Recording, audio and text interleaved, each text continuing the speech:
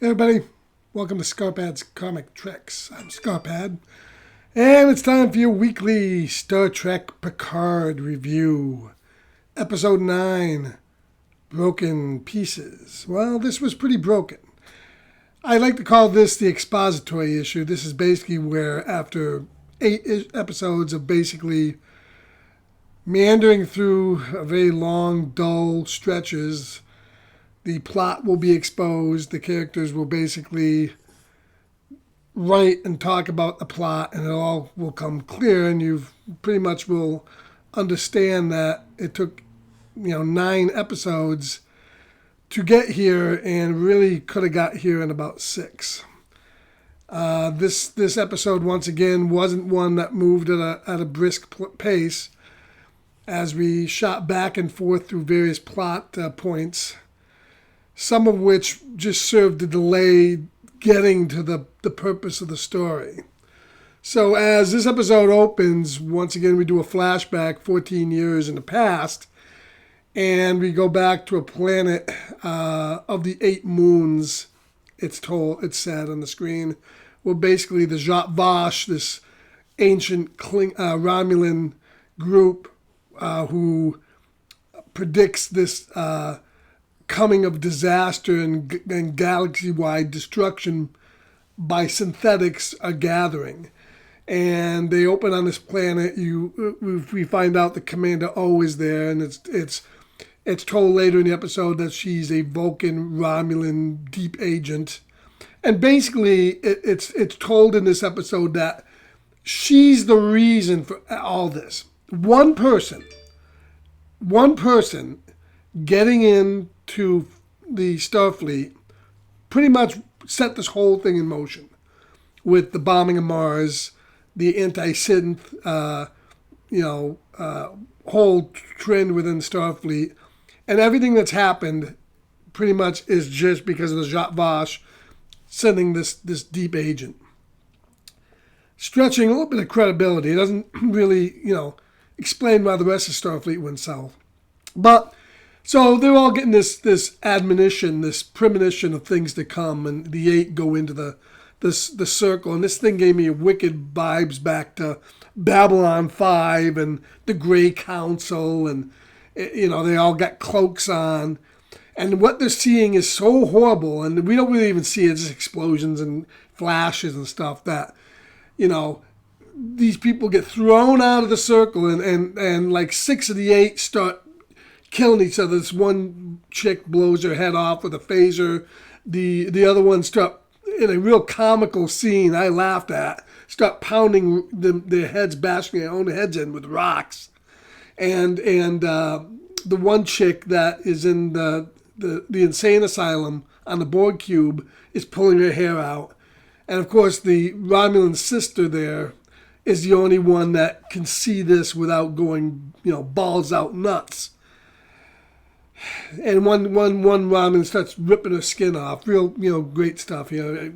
More violence for violence sake. Anyways, so, once that happens, we flash back to the cube and the Romulan sisters talking to the redheaded Romulan chick, and,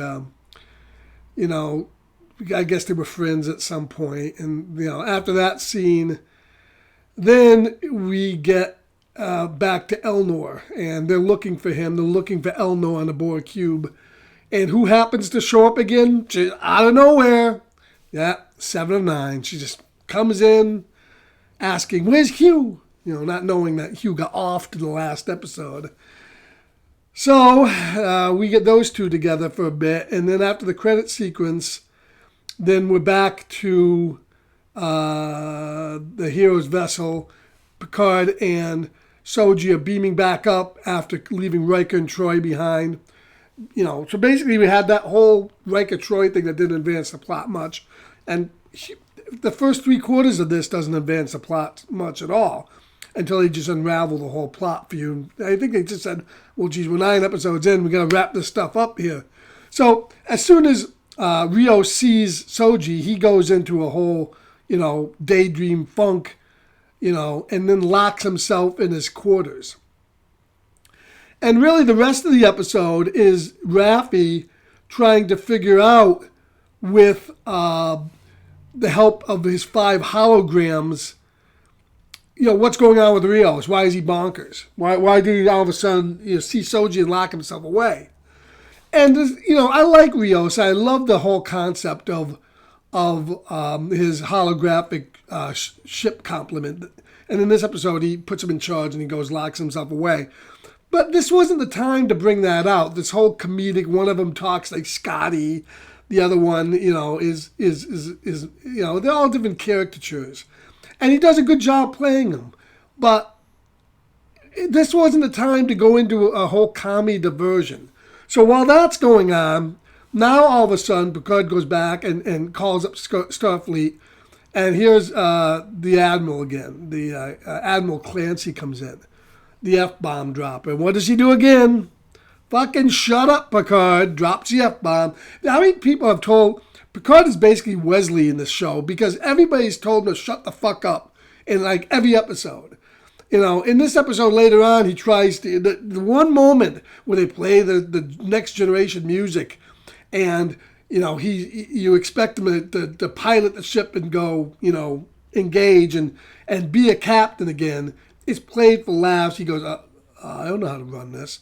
And he looks like a doddering old fool again. So, Picard's character has just been killed in the series. Either by Patrick Stewart's age, the bad writing. It's just another character, another older character that's tossed into the shitter. So Clancy comes in again, tells him to shut the fuck up.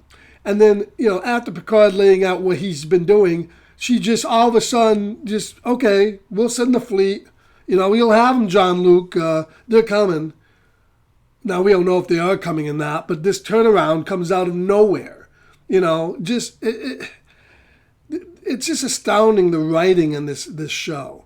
And we get several F-bombs, including the one that from Rios later on. So we go back to the Borg cube, and the Ramen sister's gonna, she wants to hightail it off of there and go follow the Romulan fleet back to this Soji's planet. So she's getting ready to scuttle the Borg cube and get rid of all the ex-Borg, and she's killing them all. I need another phaser. My phaser's drained. Murdering. It's just astounding. Meanwhile, Seven and Elnor, because Seven's getting pissed off that this Romulan commander's killing all her Borg, ex-Borg, decides now to become basically the Borg queen, to plug into the Borg cube, become the Borg queen, turn on all the Borg and have them assimilate all the Romulans that are in there. Basically, kill all the Romulans. Even the innocent ones are just like going along with the commander because they're under orders. First of all, 709 never enjoyed being a Borg. She hated being a Borg. She tried to hold on to her humanity and expound upon that humanity and become more human. And now all of a sudden, with a little temptation, she just goes, oh, I'll become a Borg queen and I'll murder everybody. And then later on, when she has to unplug, the Borg queen basically says, well, Anika's got other work to do. We'll let her unplug for now. It's just crap. And and it doesn't work anyways because the only ones that get killed are all the semi-innocent Romulans just in there for this reclamation project. The Romulan sister she beams out, so she'll be back later on twirling her mustache. It's just astounding. The characters of 7-9 has also died in this show. So meanwhile, back on the hero's ship, everybody's just kind of like sitting around, no sense of urgency. Picard and Soji are enjoying a nice meal, and it's just amazing. Meanwhile, Raffi is finally gets the bottom line of what's going on with Rios. Basically, it seems that Rios, his real name is something different, Castellanos or something, and his father and him were on the Starfleet vessel, and his father, who was captain, got ordered by Black Flag Ops from the Starfleet. Now, Black Flag Ops was just, we find out, this one person. so they have to kill this alien ambassador and his aide. His aide turns out to be somebody named Jana, that Rios's father's in charge of killing, and that's how it looks exactly like her. So when he sees Jana, he knows what's going on here, and they kill these two basically, and he covers it up, and that's why he got drummed out of Starfleet. His father ends up killing himself, murdering himself, I believe, or something happened to that effect, and and he covered it all up, and he got drummed out of Starfleet. I don't know. So they had to give everybody a connection back to the plot. The Rikers had to have a connection back to the plot because of the drug that couldn't save their kid. Rios has got to have a connection back to the plot. And then Jelani comes out of a coma and then basically confesses to all the murders, and she's going to get sent away. And it's just her, she killed Maddox just because of the bad stuff that O put in her head. It's just astoundingly bad writing. So Rios and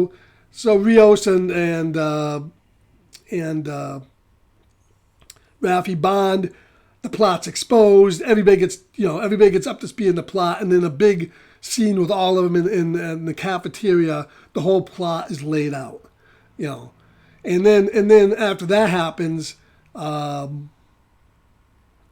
Soji takes over the ship and is about to go to a planet, and then Rios convinces her to let them go along, and that's basically where the episode ends.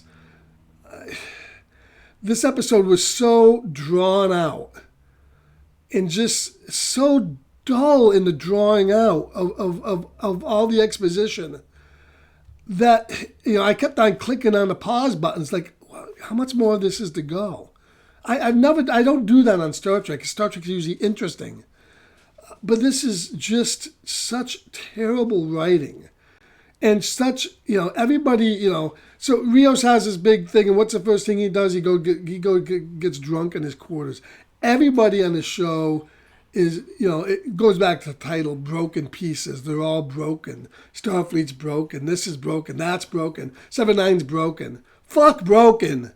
I'm broken. I'm broken-hearted of what they've done to my Star Trek. They've turned it into a depressing, meandering, badly written, soapy opera that is just utter crap. And they've taken all the characters that we've loved in the past, and they've just shit on them and just turned them into whining, depressed